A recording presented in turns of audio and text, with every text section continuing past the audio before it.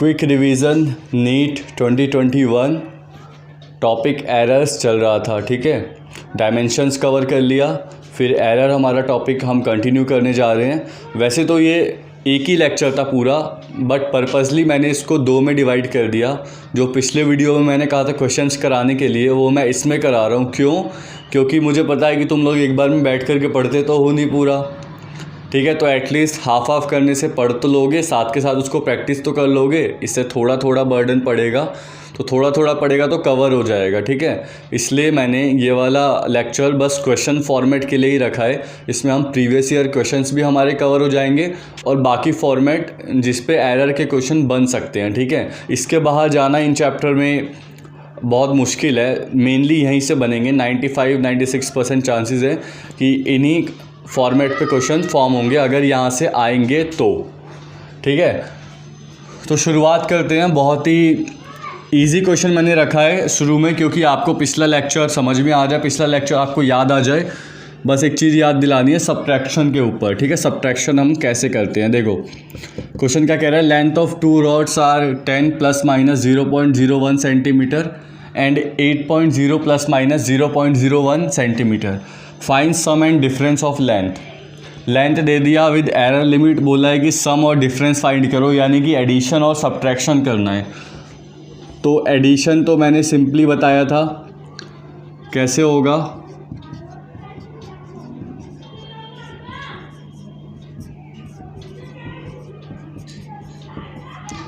Addition मैंने बताया था कि ये वाला इससे ऐड हो जाएगा, दिख रहा है ना? ठीक है, दिख रहा है। और ये वाला इससे ऐड हो जाएगा, तो क्या हो जाएगा हमारे पास 18 ± 0.02 सेंटीमीटर। ठीक है, एडिशन में तो कोई लफड़ा नहीं है, कोई झंझट नहीं है। सब्ट्रैक्शन में देखते हैं। सब्ट्रैक्शन में क्या है कि इसको हम इससे तो ऐड करते हैं। ठीक है, यानी कि चलो एक बार और इसको यहाँ पे लिख देते हैं ताकि क्लियर हो जाए।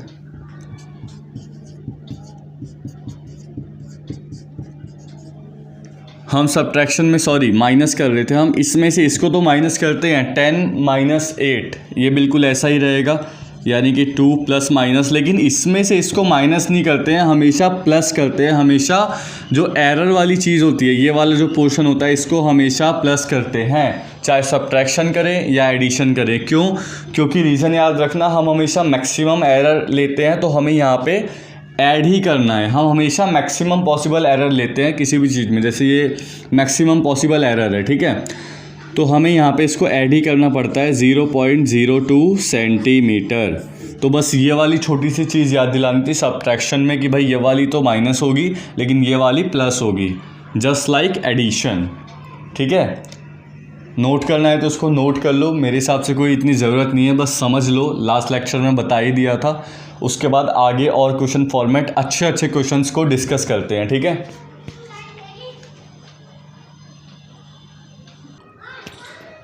सो नेक्स्ट है हमारे पास इस तरीके के भी क्वेश्चन बन जाते हैं। Resistance of two resistant wire are 3 ± 0.1 ohm and 6 ± 0.1 ohm. ठीक है, resistance of two resistant wire are 3 ± 0.1 ohm and 6 ± 0.1 ohm. Find percentage error in measurement of equivalent resistance. ठीक है, इक्विवेलेंट रेजिस्टेंस का परसेंटेज एरर निकालना है। किस किस के लिए? सीरीज़ कॉम्बिनेशन के लिए और पैरेलल कॉम्बिनेशन के लिए। ध्यान से क्वेश्चन देख लो और समझ लो। ठीक है, फिर करने में और मज़ा आएगा। रेजिस्टेंस हमें दे दिया है 3 ± 0.1 ओम और 6 ± 0.1 ओम। कॉम्बिनेशन हम पढ़ चुके हैं, हम रिवीजन कर रहे हैं, तो ऑब्वियसली हमने पढ़ा हुआ होगा सीरीज़ और पैरेलल कॉम्बिनेशन क्या होते हैं। ठीक है, नहीं पढ़ा तो देख लेना, उसका वीडियो मिल जाएगा यूट्यूब पे। Find percentage error in measurement of equivalent resistance. ठीक है, तो आर इक्विवेलेंट सबसे पहले सीरीज़ के लिए क्या होता है, हम पहले इसको सीरीज़ के लिए सॉल्व कर रहे हैं। सीरीज़ कॉम्बिनेशन आर इक्विवेलेंट होता है R1 + R2। ठीक है, एरर लिमिट के साथ दिया हुआ है तो उसी फॉर्मेट में लिखेंगे 3 ± 0.1 प्लस 6 प्लस माइनस 0.1, तो ये हो जाएगा 9 प्लस माइनस 0.2 ओम। ये हमारा सीरीज़ में आर इक्विवेलेंट आ गया। यानी कि इसको हम जनरली कैसे लिखते हैं, R plus minus delta R. मैंने बताया था ये फॉर्मेट होता है किसी भी फिज़िकल क्वांटिटी को रिप्रेजेंट करने का विद एरर लिमिट। कौन सा फॉर्मेट है, ये वाला। तो हमें परसेंटेज एरर का फॉर्मूला हमारे पास क्या होता है, रिलेटिव एरर इंटू 100 क्या होता है, डेल्टा आर बाय आर। ये रिलेटिव एरर हो गया, इंटू 100 करेंगे तो परसेंटेज एरर आ जाता है। ठीक है, तो यहाँ से हमें डेल्टा आर क्या है हमारा, यहाँ से कंपेयर करो 0.2 और आर हमारे पास क्या है 9 है इंटू 100। ठीक है, सो ये हमारे पास इतना ही होगा ना, delta R by R into, ठीक है, इंटू 100।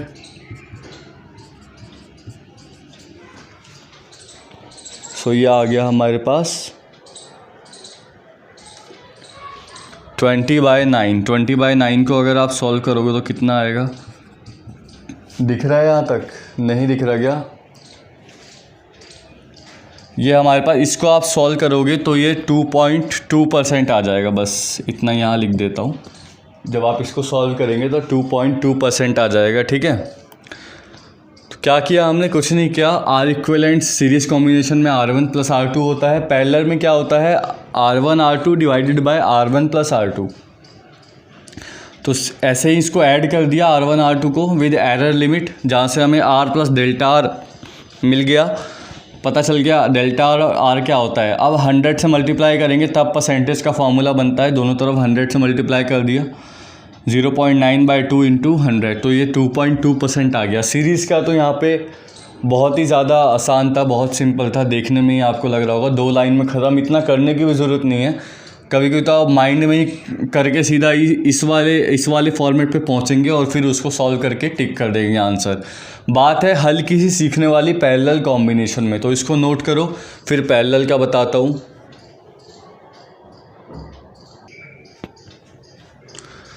चलो आप करते हैं पैरेलल का, ठीक है, सेकंड वाला करते हैं पैरेलल कॉम्बिनेशन के लिए।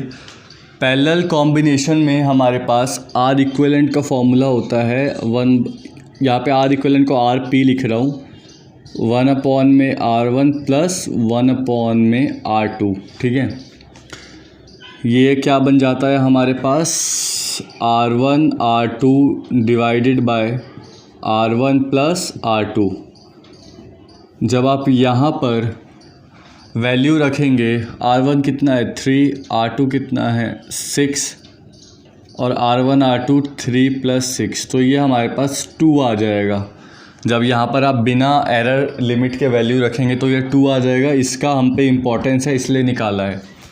ठीक है, अब देखो हमें ना इसका एक ऐसा फॉर्मेट बनाना होता है जिससे कि हम परसेंटेज एरर का फॉर्मूला लगा सकें। तो मेरे साथ साथ देखो मैं क्या करूँगा यहाँ पे, पहले तो डिफ्रेंशिएशन को थोड़ा सा समझो। डिफ्रेंशिएशन का यहाँ पे यूज़ होगा, डिफ्रेंशिएशन ऑफ x d/dx क्या बताया था, डिफ्रेंशिएशन ऑफ d/dx x⁻n, ये था nx n-1। तो अगर मैं डिफ्रेंशिएशन करूँ d/dx 1/x का, अगर मैं डिफ्रेंशिएशन करूँ तो ये आएगा -1/x² डेल्टा x dx या डेल x ऐसे लिख लो। ठीक है, तो कहने का मतलब है, देख लेना आप इसको करके, यही आएगा। यहाँ पे अगर आप देखना d/dx अगर ये ऊपर जाएगा तो x⁻−1 हो गया, तो ये हो गया x⁻−1 ठीक है, क्योंकि ये एक n वाला -1 है। डेल x या dx कुछ भी लिख दो, तो ये x की -2 और यहाँ पे माइनस भी आएगा, x की -2 डेल x हो गया, तो ये -1/x² डेल x हो गया। ठीक है, तो ऐसे हमारे पे डिफ्रेंशिएशन काम करेगा 1/x का। तो 1/rp का डिफ्रेंशिएशन क्या होगा, -1/rp का स्क्वायर, वहाँ से कंपेयर करो del R del R P, ठीक है। 1 बाय, यहाँ पे भी माइनस आ जाएगा सबका, -1/r1² डेल R1 प्लस ये, फिर ये प्लस तो हट ही जाएगा, -1/r2² डेल R2। ये हमारे माइनस कॉमन ले लेंगे, ये हो जाएगा del R1/r1² plus del R2 upon में R2 का स्क्वायर, ठीक है। और ये हो जाएगा -1/rp²।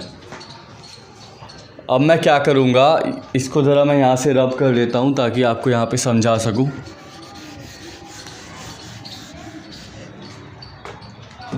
अब मैं क्या करूँगा, एक RP यहाँ से यहाँ ले जाऊँगा, क्योंकि मुझे पता है कि फार्मूला होता है डेल्टा R/R की फॉर्मेट में, और यहाँ पे है R²। तो मैं क्या करूँगा, -1/rp, ठीक है। यहाँ पे ये डेल RP भी था, डेल RP, एक RP को मैं यहाँ ले गया, RP del R1/r1² plus del R2/r2²। ये माइनस से माइनस कट गया। अब यहाँ पे देखो, ये डेल RP अपॉन में RP बचा, तो हमारे पास फॉर्मूले में क्या होता है, ध्यान से याद करो, फॉर्मूले में क्या होता है। फॉर्मूले में हमारे पास होता है 100 डेल्टा RP अपॉन में RP। यहाँ तक क्लियर है क्या? हाँ ठीक है। इंटू 100 कर देंगे यहाँ पर, into 100 is equal to RP delta R1/r1² plus delta R2/r2² into 100, ठीक है। ये हम यहाँ पर कर देंगे। एक बार यहाँ तक देख लो, फॉर्मेट आपको क्लियर हुआ कि मैंने पहले ये 2 निकाल लिया, ठीक है, सिंपल बिना एरर लिमिट के R इक्विवेलेंट। फिर हमें परसेंटेज एरर निकालना है, तो डेल्टा R/R वाला फॉर्मूला चाहिए इंटू 100। तो वो बनाने के लिए मैंने यहाँ से इस वाले इक्वेशन को यहाँ से डिफरेंशिएट करना चालू किया, और मैं उस फॉर्मेट में ले करके आ गया डिफरेंशिएट करने के बाद।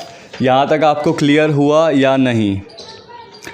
अगर यहाँ तक आपको क्लियर हो गया तो बस यहाँ पर वैल्यूज़ पुट करनी रह गई। यहाँ पर RP की जगह आप रखेंगे कितना निकला था हमारा, ये 2, ठीक है। डेल्टा R1 की जगह आप रखेंगे 0.1, फिर 3 का स्क्वायर यहाँ पर रखेंगे, डेल्टा R2 की जगह 0.1, फिर 6 का स्क्वायर यहाँ पर रखेंगे। जब आप इसको सॉल्व करेंगे तो आपका आंसर आएगा 25/9%। या आप सॉल्व करके देख लेना, मैं कर रहा नहीं हूँ क्योंकि टाइम लग जाएगा, लेकिन मैंने करके देखा है तो इतना आ रहा है। तो आप भी सॉल्व करके देखना क्या इतना आ रहा है, नहीं आ रहा तो कमेंट सेक्शन में प्लीज़ बता देना इस चीज़ को। 25/9 आपका आंसर आ जाएगा। एक बार आप इसको देख लीजिए, फिर आगे बढ़ते हैं।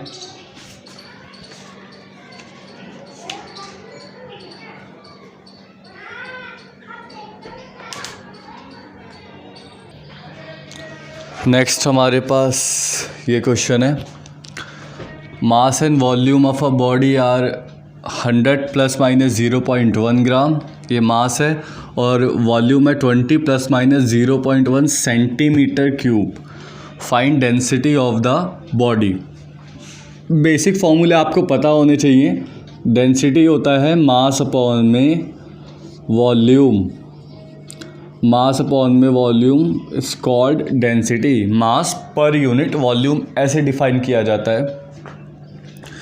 तो अगर बिना एरर लिमिट के देखें तो मास कितना है 100, वॉल्यूम कितना है 20, ऐसे सिंपल डेंसिटी कितनी आ गई हमारी 5 ग्राम पर सेंटीमीटर क्यूब। यूनिट का ध्यान रखना, जिस यूनिट में पूछा गया है, जिस यूनिट में दिया है उसी यूनिट में करना। ऑप्शन सेम रहते हैं, न्यूमेरिकल वैल्यू सेम रहती है, यूनिट थोड़ी सी डिफरेंट करके कंफ्यूज कर देता है एग्जामिनर।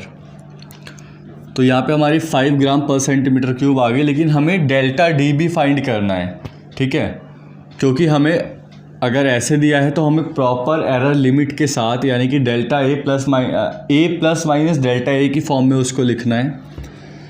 सो जब भी एक बार याद रखना कि जब भी ऐसा हो ना, जैसे density is equal to m by V, तो जब इसका मैं डेल्टा करूँगा यानी कि डेल्टा d बाय डी, अगर मैं इसको इस फॉर्म में लिखूँगा तो ये हमेशा ऐसे लिखा जाएगा delta m by m plus delta v by v।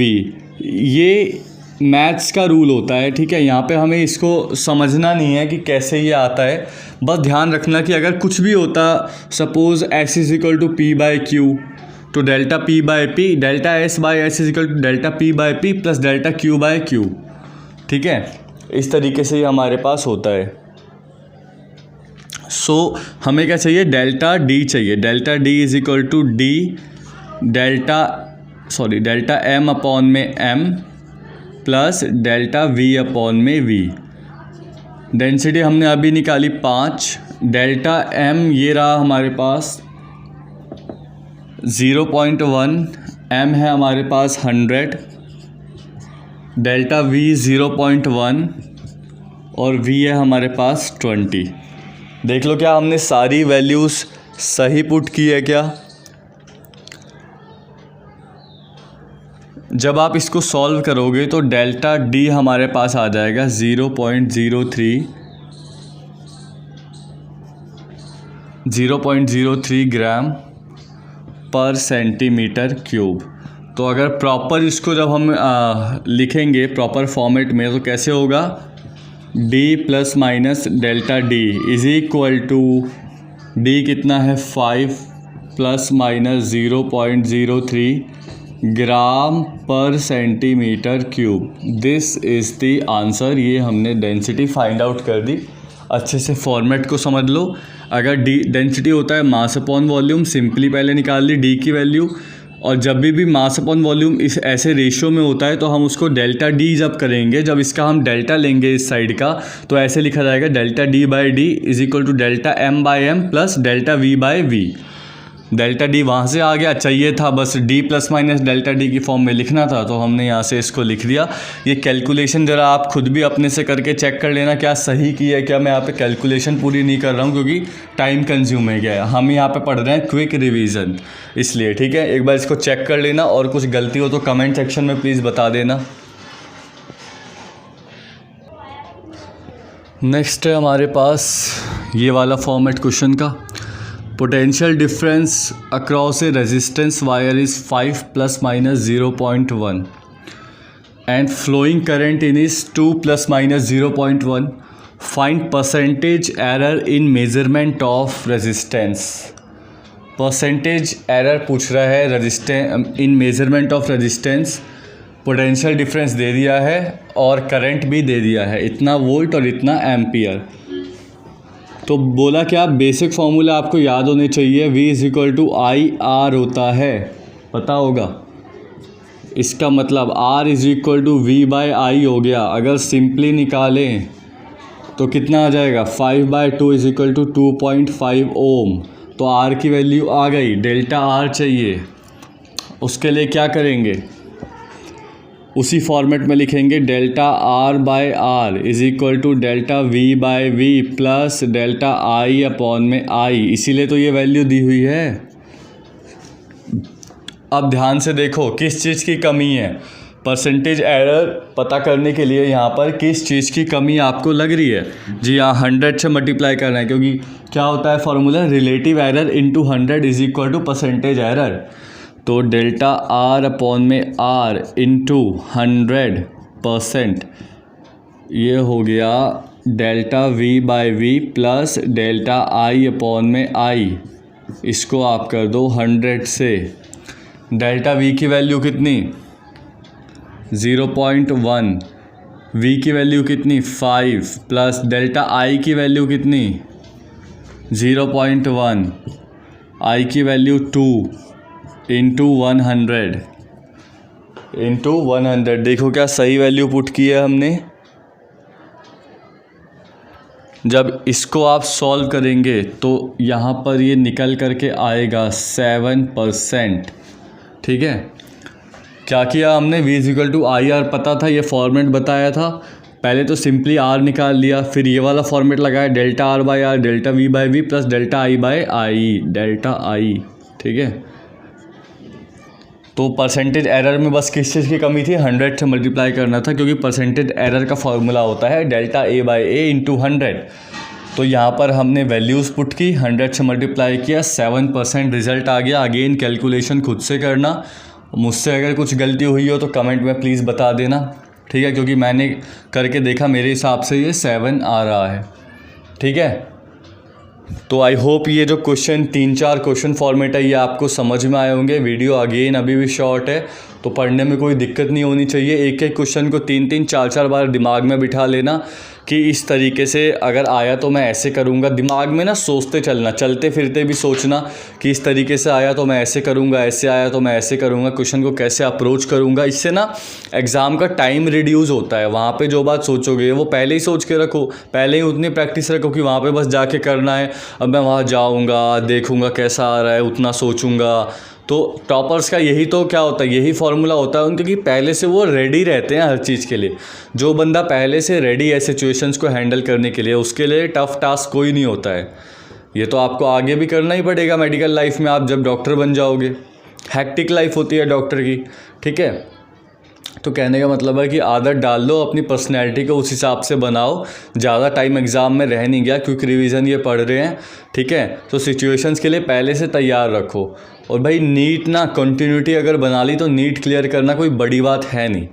Daily अगर पढ़ रहे हो ना, इंटरेस्ट से पढ़ रहे हो तो कोई बड़ी बात नहीं। इंटरेस्ट ही नहीं है तो वो बात अलग है, लेकिन इंटरेस्ट से पढ़ रहे हो तो कोई बड़ी बात नहीं है। और इंटरेस्ट क्रिएट भी किया जा सकता है, ये भी बात समझ लो। अगर करना चाहो तो कर सकते हो, ठीक है। फिज़िक्स में इंटरेस्ट नहीं है, सर क्या करे, है ना। बहुतों की प्रॉब्लम तो यही है, बहुत बेचारे फिज़िक्स फोबिया के मारे हैं। केमिस्ट्री में सर मीडिया, किसी का है किसी का नहीं है, मीडियोकर है, चलो वो चल जाता है। हाँ बायो सर बहुत अच्छा है। बायो में क्या है, जूलॉजी, रात दिन जूलॉजी पढ़ रहे हैं, दिमाग में डॉक्टर बन गए, ऑपरेशन भी कर रहे हैं दिमाग में। अरे बॉटनी का पोर्शन 55 क्वेश्चन तो बॉटनी से आ जाते हैं, 55, 58, 52, ऐसे 45 का तो वहाँ पर भी नहीं है, ठीक है। और बिना फिज़िक्स के तो सिलेक्शन होना नहीं है, तो फिज़िक्स तो भाई ये पढ़नी ही पड़ेगी। तो कहने का मतलब है डेली अपनी हैबिट बनाओ, भागना छोड़ो चीज़ों से, डेली की हैबिट बनाओ। हैबिट में जिस भी चीज़ को सुबह उठते हैं चाय पीना, कॉफ़ी पीना, हैबिट में डेली बॉडी मांगती है। ऐसे ही अपन को डेली तीनों सब्जेक्ट मांगने हैं। अब क्विक रिवीजन चल रही है, ठीक है। तो डेली की हैबिट बनाओ ताकि एग्ज़ाम में जा कर के तुरंत कर सको। और इतनी क्वेश्चन प्रैक्टिस करो कि टाइम रिड्यूस करो अपना। बायो में देखते ही टिक लगा देने चाहिए, आधे घंटे 45 मिनट में पूरी बायो कर लो। उसके बाद जो भी टाइम बचा है वो लगना ही लगना है फिज़िक्स केमिस्ट्री में। फिज़िक्स में लेंथी क्वेश्चन आ जाते हैं, फंस जाओगे। ज़्यादा लेंथी आए तो छोड़ना भी सीखो कि कौन सा क्वेश्चन छोड़ना होता है। ये सारी चीज़ें एग्ज़ाम पॉइंट ऑफ व्यू से बहुत इंपॉर्टेंट है, ठीक है। तो इन सब चीज़ों का ध्यान रखो। कॉन्टीन्यूटी प्लीज़ अभी बनाए रखो। अगर इस टाइम कॉन्टीन्यूटी छोड़ दी ना तो भगवान, अल्लाह, जीसस कोई नहीं आके बचा सकते। इस बात को ध्यान रखो। कॉन्टीन्यूटी अपने हाथ में है, डेली बनाओ, डेली पढ़ो, ठीक है। डेली थोड़ा थोड़ा कॉन्फिडेंस आता जाएगा, एग्ज़ाम भी आराम से पार कर जाओगे। तो ये सब माइंड में फॉर्मेट बिठा लेना, खुद से प्रैक्टिस कर लेना, कैलकुलेशन चेक कर लेना। बाकी मिलते हैं नेक्स्ट टॉपिक में, नेक्स्ट क्विक रिवीजन के साथ। Thank you so much.